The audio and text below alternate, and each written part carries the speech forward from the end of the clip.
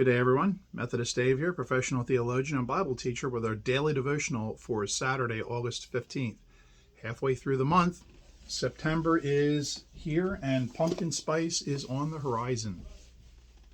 We come to chapter 15 of the book of Proverbs. We're going to read verse 14 today. The discerning mind seeks knowledge, but the mouth of fools feeds on folly. Back in the days when cable TV exploded onto the scene, all of a sudden these networks were coming out of the woodwork. We had networks like A&E, which highlighted on arts and entertainment, learning programs. The History Channel, which focused on documentaries on history, the Civil War, the Real West, World War II, historical features. There was the Military Channel that focused on warfare, the war in the Pacific, the war in Europe, and ancient battles and things like that. There were these programs focused on educating and teaching people things. Even public television was all how to do things. All the cooking shows that you turned on the Food Network, they were how to prepare foods. Now it's Vikings and Hell on Wheels and Mad Men and all these other programming. We used to watch MTV that showed music videos. Now there's no music videos on MTV anymore. It's all Pimp My Ride and Cribs and Jersey Shore and other dramas that are mindless entertainment. Years ago, I watched Here Comes Honey Boo Boo. I never criticize anything without at least knowing something about it. It's not intelligent to criticize something you know nothing about.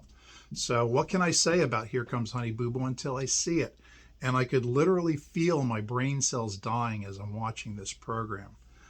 The Anna Nicole Smith show, I watched that once, and I could feel the intelligence being sucked out of my brain. The Real Housewives of whatever city it was that I was watching. They're not real. They're plastic, silicone, injected.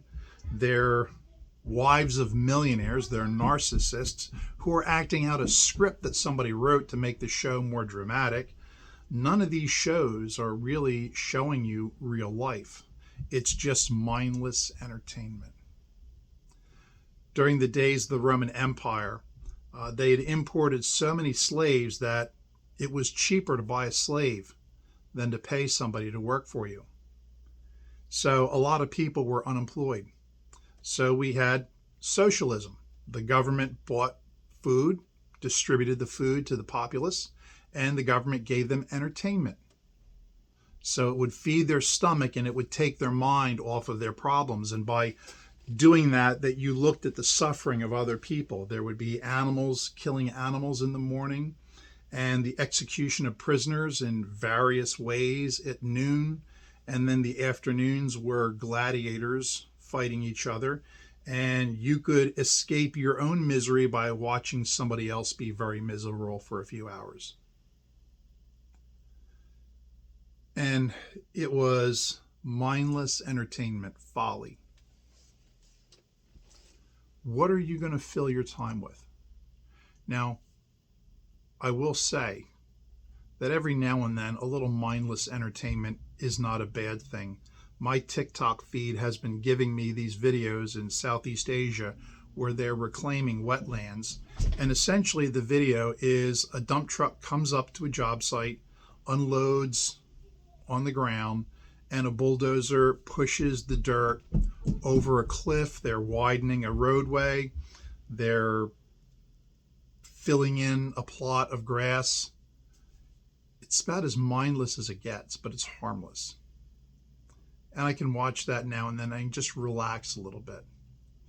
But by the same token, I really like to learn and stretch and hear about medieval history or French history and things like that. I want to feed my mind, not just give it folly all the time. It's like candy is okay once in a while, but a steady diet make you sick. So Feed yourself on knowledge, not folly, and you'll be a wise and discerning person. If you've got a question about this or any other subject, drop me an email, methodistdave@gmail.com. And it can be any subject.